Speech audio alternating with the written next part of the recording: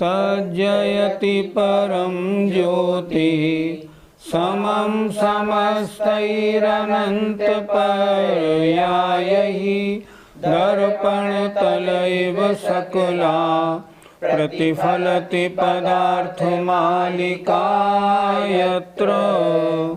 पंच परमेष्ठी भगवान की जय। पुरुषार्थ सिद्धिपाई में संलेखना की चर्चा बहुत अच्छी तरह हो रही है। संलेखना आत्मघात क्यों नहीं है, ये पिछली ज्ञानशाला में हमने बताया था। अब यहाँ कह रहे हैं कि ये जो संलेखना है इसमें हिंसा अहिंसा क्या है ये भी तो बताइए। तो आचार्य अगला श्लोक लिख रहे हैं, नीयन्ते त्रिकषाया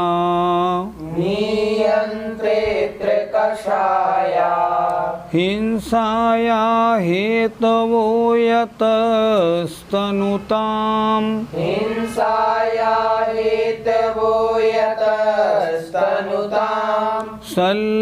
सल्लेखनामपि ततः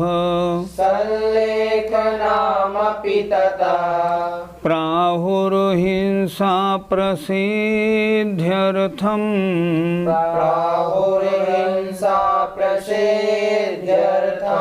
बोलिए, नीयन्ते त्रिकषाया हिंसाया हेतवो यतस्तनुताम् सल्लेखनामपि ततः प्राहुर्हिंसा प्रसिद्ध्यर्थम्। संलेखना में हिंसा है या अहिंसा और क्यों, इस बात की चर्चा इस श्लोक में है। नीयन्ते प्राप्त होते हैं, अत्र माने यहाँ माने इस संलेखना में, कषाया माने कषाय, हिंसाया हेतुवो जो हिंसा की कारण है, यतः माने क्योंकि, तनुताम माने क्षीणता को। अब इसका अर्थ लगाते हैं, यतः क्योंकि, हिंसाया हेतुवो हिंसा की कारणभूत, कषाया माने कषाएं, अत्र माने इस संलेखना में, तनुताम माने क्षीणता को, नियंते प्राप्त होते हैं। संलेखना में क्या होता है, कषाएं सारी की सारी क्षीणता को प्राप्त होती हैं। जो संलेखना धारण करने वाला है वो क्या करता है, कषायों को क्षीण करता है। पहली गाथाओं में ये अच्छी तरह आ गया। उसके राग द्वेष सारे क्षीणता को प्राप्त होते हैं। क्या कह रहे हैं देखो, अत्र माने इस संलेखना में, हिंसाया हेतुवो हिंसा के कारणभूत जो कषायें हैं, यतः माने क्योंकि वे क्षीणता को प्राप्त होती हैं, ततः इस कारण से संलेखनाम अपि संलेखना को भी अहिंसा प्रसिद्ध्यर्थम प्राहु अहिंसा की सिद्धि के लिए कहते हैं। मतलब संलेखना में अहिंसा की सिद्धि होती है। अगर कषायें बढ़ रही होती तो हिंसा की सिद्धि होती, और यहाँ कषायें क्षीणता को प्राप्त हो रही हैं, इसलिए अहिंसा की प्रसिद्धि हो रही है। अर्थात संलेखना में अहिंसा है, यह सिद्धि हो रही है। पंडित जी, संलेखना में कषाय कैसे क्षीणता को प्राप्त होती हैं? कोई जीव जब संलेखना लेने के लिए जाता है, पहले क्या करता है, पहले अपनी सारी संपत्ति का बंटवारा करता है। मैं अब संलेखना लेने जा रहा हूँ, सब जगह मेरी संपत्ति सारी मुझसे ले ली जाए, तो जिसको उचित समझता है उनको वो दे देता है। उसके बाद सब घर वालों को बुला के और सबसे क्षमा याचना करता है। तो सारी संपत्ति छोड़ी, कषाय क्षीण हुई, और जब क्षमा याचना की तो भी कषाय क्षीण हुई। घर छोड़ा, परिवार छोड़ा, सबसे नाता छोड़ दिया। अब मैं किसी का नहीं, कोई मेरा नहीं। अब मैं अपने आत्मकल्याण के लिए सल्लेख लाने ने गुरुदेव के पास जा रहा हूँ। बड़े गांव में एक सल्लेखनामे जाने का अवसर मिला। दिल्ली के पास बड़ा गांव है, वहाँ एक सल्लेखना कराने के लिए हमें जाने का मौका मिला। हम वहाँ गए, हमने देखा सल्लेखना प्रारंभ हुए 3-4 दिन हो गए थे।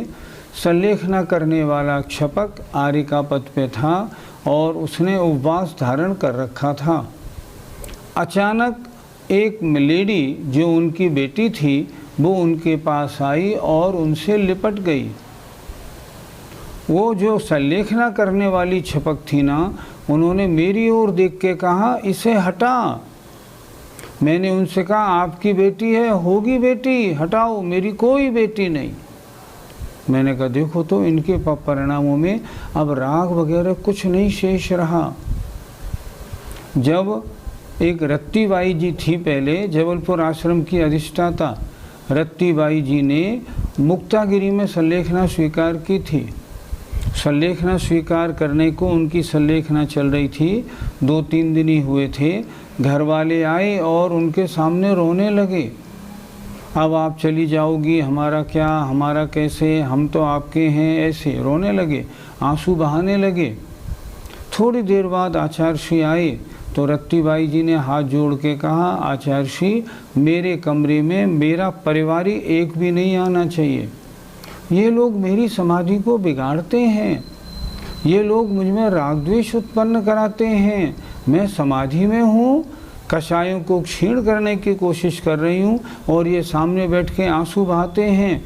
आचार्य श्री ने फौरन आज्ञा दी, नहीं, इनके परिवार का कोई व्यक्ति कमरे में प्रवेश नहीं करेगा। इसका नाम सल्लेखना है। इसमें 2 चीज़ें क्रश करनी होती हैं, एक कषाय और एक शरीर।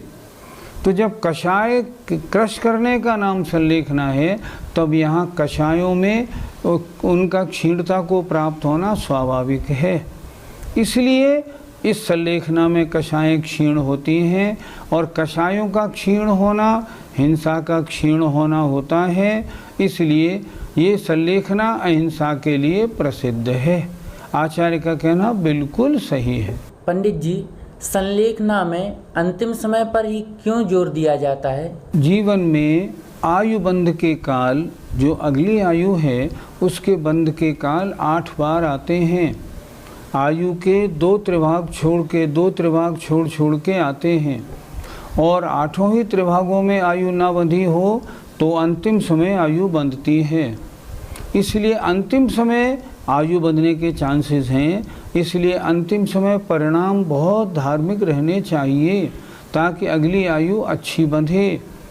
अगर अगली आयु अच्छी नहीं बंधी तो अपने जीवन का जितना आपने पुण्य किया कराया है, सारा का सारा पुण्य गलत आयु बंध जाने से सब बेकार हो जाएगा।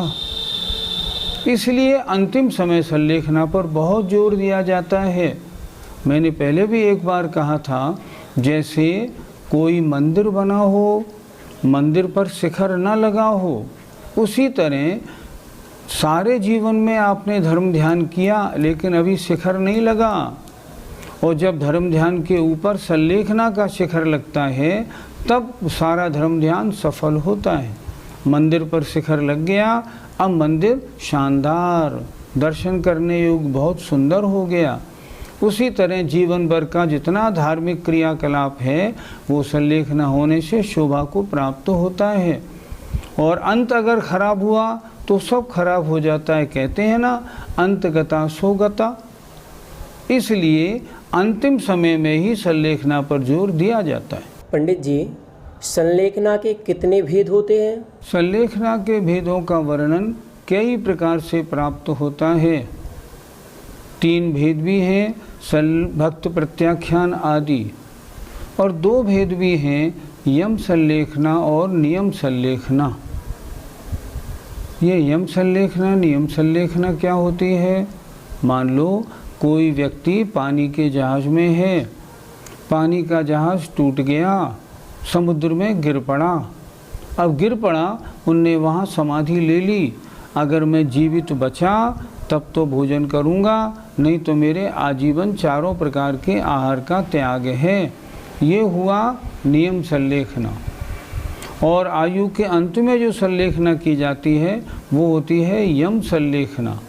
2 प्रकार की संलेखना होती है, जैसा मौका वैसी संलेखना धारण करने का काम होता है। पंडित जी, संलेखना किन किन गुणस्थानों में ली जाती है?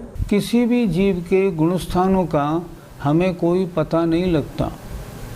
ये तो हम कह सकते हैं किस अवस्था में संलेखना ली गई, किसने किस अवस्था में संलेखना ली, लेकिन हम गुणस्थान के बारे में कुछ नहीं कह सकते। चतुर्थ गुणस्थान वर्ती भी संलेखना लेता है। पंचम गुणस्थान में, छठे और 7वें गुणस्थान में भी संलेखना होती है। अब वर्तमान में पंचम काल है, यानी चौथे काल में ऊपर के गुणस्थानों में भी संलेखना होती है। और अगर परिणामों में गड़बड़ी हो तो नीचे के गुणस्थानों में भी होती है। उसके बारे में तो कुछ भी नहीं कहा जा सकता कि गुणस्थान कौन सा हो, नहीं मालूम। लेकिन हाँ, इतना हो सकता है किन किन गतियों में होती है। त्रिंच, मनुष्य और देव, इन 3 गतियों में होती है। आगम में प्रमाण मिलते हैं। और जो जीव इस समाधि को धारण करते हैं वे जीव सब सद्गति को प्राप्त होते हैं। ये तो पढ़ने को मिलता है। अवस्था मुनि अवस्था में भी होती है, श्रेणी में भी होती है। इसके अलावा श्रावक अवस्था में, क्षुल्लक अवस्था में, आरिका अवस्था में, आवृत्ति अवस्था में, सब में संलेखना हो जाती है। संलेखना के गुणस्थान नहीं बताए जा सकते।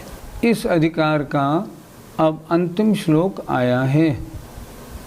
इसमें क्या बताया है? हमने 3 गुणव्रत, 4 शिक्षाव्रत और 1 संलेखना का वर्णन किया। जो जीव इनका अच्छी तरह से पालन करता है वह मोक्ष पद को प्राप्त करता है। देखिए श्लोक निकालिए। इतियो व्रत रक्षार्थम सततं पालयति सकल शीलानि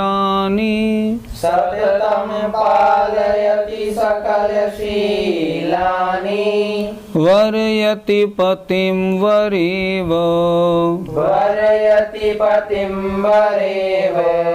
स्वयमेव तमुत्सुका शिवपदश्रीः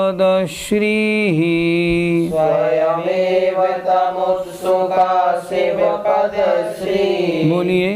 इतियो व्रत रक्षार्थम सततं पालयति सकल शीलानि वर्यति पतिं वरेव स्वयमेव तमोत्सुका शिवपदश्रीः। व्रत और संलेखना का अंतिम श्लोक।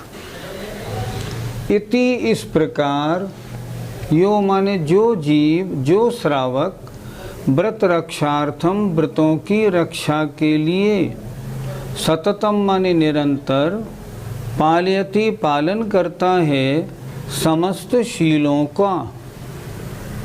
अर्थात इस प्रकार जो श्रावक व्रतों की रक्षा के लिए समस्त शीलों का निरंतर पालन करता है उसको वर्यति, उसको वरण करती है। पतिम वरेव, स्वयंवर में पति के वरण करने के समान। पतिम वर इव अर्थात स्वयंवर में पति को वरण किया जाता है उसके समान। स्वयमेव ही तम माने उसे, उत्सुका अत्यंत उत्सुक, मोक्ष रूपी लक्ष्मी, अर्थात उस जीव को मोक्ष लक्ष्मी स्वयं बड़े उत्सुक होकर वर्ण करती है, अर्थात उस जीव को मुक्ति प्राप्त होती है। पंडित जी, सील के कितने भेद आचार्यों ने कहे हैं? इस अधिकार में आचार्य अमृतचंद स्वामी शील के 8 भेद बता रहे हैं। 3 गुणव्रत, 4 शिक्षाव्रत और 1 सल्लेखना। व्रत कितने हैं? व्रत तो 5 अणुव्रत हुए, और अणुव्रतों की रक्षा के लिए इतियो व्रत रक्षार्थम, उन व्रतों की रक्षा के लिए ये 7 और 1 8 शील हैं। 3 गुणव्रत, 4 शिक्षाव्रत और 1 सल्लेखना। सल्लेखना भी व्रतों की रक्षा करने वाली है। अगर अंतिम समय सल्लेखना नहीं की तो व्रतों की रक्षा कैसे होगी? इसलिए यहाँ शील के 8 भेद बताए। पंडित जी, सल्लेखना करने का फल क्या है? जो जीव एक बार भी सम्यक्त सहित व्रत सहित सल्लेखना करता है, उसमें दोष नहीं लगने देता, वो जैसा आचार्यों ने कहा उसे 7-8 भव में अवश्य ही मोक्ष प्राप्त हो जाता है। कितना बड़ा फल है! सल्लेखना एक बार अगर हो जाए तो 7-8 भव में मोक्ष मिले, कितना महान फल होता है सल्लेखना का। इसलिए आचार्य कह रहे हैं सल्लेखना करने वाले को, इन शीलों को पालने वाले को तो जो मोक्ष लक्ष्मी है वो स्वयंवर में जैसे कन्या माला डालती है, ऐसे माला डाल के उनका वरण कर लेती है, अर्थात उनको मोक्ष प्राप्त होता है। पंडित जी, किसी श्रावक ने संलेखना धारण की और वह मुनि पद को धारण कर लिया, और मुनि पद को धारण करने के साथ साथ वह 4 या 5 घंटे में मरण को प्राप्त हो जाता है, तो क्या उसकी समाधि मुनि पद के अंतर्गत आएगी या श्रावक पद के अंतर्गत आएगी? किसी भी शास्त्र में आपके प्रश्न का उत्तर हमारे देखने में नहीं आया, लेकिन एक समाधि के अवसर पर आचार्य श्री का एक प्रवचन हमने सुना था।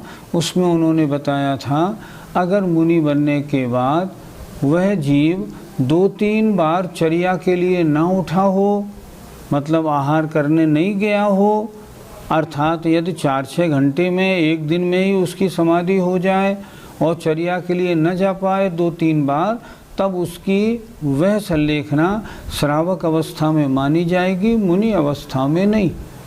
और अगर वो 2-3 बार चर्या के लिए जाता है और उसके बाद सल्लेखना का विधिवत पालन करता है, तब उसकी जो समाधि है उसकी सल्लेखना मुनि अवस्था की मानी जाएगी। पंडित जी, क्या सल्लेखना के समय किसी आर्यिका माताजी को दिगंबर मुद्रा दी जा सकती है? भगवती आराधना में इस संबंध में एक गाथा लिखी हुई है। उसके गाथा के अर्थ में यद्यपि अर्थ लिखने वालों ने ऐसा लिखा है कि अंतिम समय आर्यिका माताजी को दिगंबर मुद्रा दी जा सकती है, पर सही बात तो यह है उस गाथा से ऐसा अर्थ नहीं निकलता। अगर गाथा पढ़ के देखा जाए तो गाथा में तो स्पष्ट उल्लेख ये मिलता है कि नहीं, उनको दिगंबर मुद्रा नहीं दी जा सकती। क्यों नहीं दी जा सकती? क्योंकि जो महिला होती है वो महिला स्वभाव से लज्जाशील होती है। अगर उनको दिगंबर मुद्रा दी जाएगी तो संकोची अवस्था में रहने के कारण उनके वो लज्जा सारी उनकी सल्लेखना अवस्था में उनके मन में एक शल्य उपस्थित करती रहेगी। इसलिए सुधा सागर जी महाराज के पास जब गोष्ठी लगी थी भगवती आराधना की, तब सुधा सागर जी महाराज ने अपने प्रवचन में भी ये कहा था कि किसी भी शास्त्र में आर्यिका को अंतिम समय दिगंबर मुद्रा देने का वर्णन नहीं पाया जाता, अतः ऐसा नहीं करना चाहिए। पंडित जी, संलेखना के इस प्रकरण से हमें क्या शिक्षा लेनी चाहिए? आपका प्रश्न आपके लिए नहीं, जितने भी हमारे श्रोता हैं जो ज्ञानशाला सुन रहे हैं उन सबके लिए भी बहुत महत्वपूर्ण है। ज्ञानशाला सुनने वाले अधिकांश श्रोता कैसे होते हैं? जिनकी उम्र 40, 50, 60 से ऊपर की होती है। अधिकांश श्रोता ऐसे होते हैं। उन सबको ध्यान से इस बात को सुनना चाहिए। मरण तो अवश्यंभावी है। जिसने जन्म लिया है वो मरेगा ज़रूर। और ये भी हमारी ये पक्की बात है, हमारा मरण अच्छा होना चाहिए। क्योंकि मरण खराब हुआ और दुर्गति में गए तो एक बार दुर्गति में गए उसके बाद कोई ठिकाना मिलने वाला नहीं। तो फिर हमें करना क्या है? ये प्रकरण जो पूरा सल्लेखना का हुआ, ये हमें क्या सिखा रहा है? ये सिखा रहा है कि जब आयु का मरणांत उपस्थित हो, जब ये लगे अब शरीर ढीला होने लगा, अब मरण निकट आ गया है, तब अगर पुरुष हो तो किन्हीं आचार्य श्री के पास जाके, और अगर महिला हो तो किन्हीं आर्यका माता जी के पास जाके निवेदन करे, मेरा शरीर अब शिथिल हो गया, अब ज़्यादा जीवन नहीं है। डॉक्टरों को भी दिखाया, उन्होंने भी मना कर दिया, अब तुम ज़्यादा जीवन तुम्हारा शेष नहीं। माता जी, अब मैं अपना जीवन कैसे सफल करूं?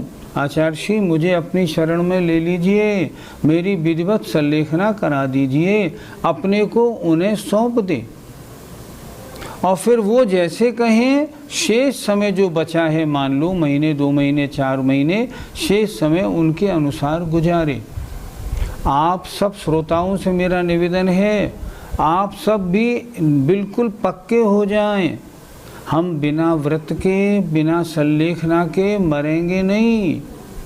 अंतिम समय व्रत लेना ही है और सल्लेखना करनी ही है, बिल्कुल मजबूत। घर में अपने बच्चों को, पति हो तो पत्नी से, पत्नी हो तो पति को पहले से तैयार रखे। मेरा अंतिम समय आए तो नर्सिंग होम, हॉस्पिटल में भर्ती नहीं करना, उन महाराज, उन माता जी के पास ले जाके मेरी समाधि करा देना। और जब से मालूम पड़े तब से उपवास आदि करने का अभ्यास, सबके साथ सारी परिस्थितियों में इन्वॉल्व होने का त्याग, अपनी संपत्ति को औरों को सबको बांट दे और बिल्कुल निश्चिंत होकर भगवान की आराधना में लग जाए। जिन मुनि महाराज को, जिन आर्यका माता जी को अपने को सौंपा है, फिर वो जैसे आज्ञा करें वैसे करें, और जब अंतिम समय निकट आ जाए तब उनके पास चली जाए और उनके पास जाके जैसा वो कहें वैसे करे। मैंने तो सुना है सतना में एक सल्लेखना के लिए उन्होंने धाम बनाया है, और सतना मध्य प्रदेश में, वहाँ 20-25 लोगों का एक ग्रुप है।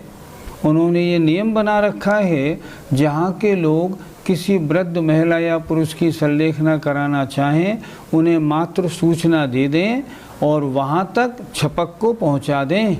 बस सारी देखभाल अंतिम समय तक सारी जिम्मेदारी उनकी है।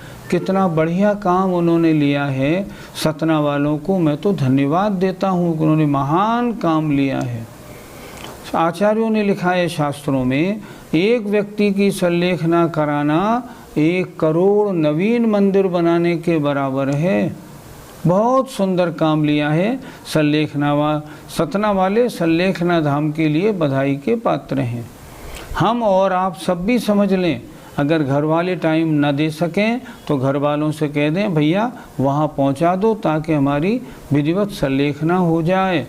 अभ्यास पहले से बनाएं, वृद्धावस्था आती जाए, उपवास करने का अपना अभ्यास बनाते जाएं, क्योंकि कोई भी सल्लेखना बिना 2-4 उपवास के होती नहीं, और उपवास का अभ्यास नहीं होगा ना तो सल्लेखना कैसे हो पाएगी।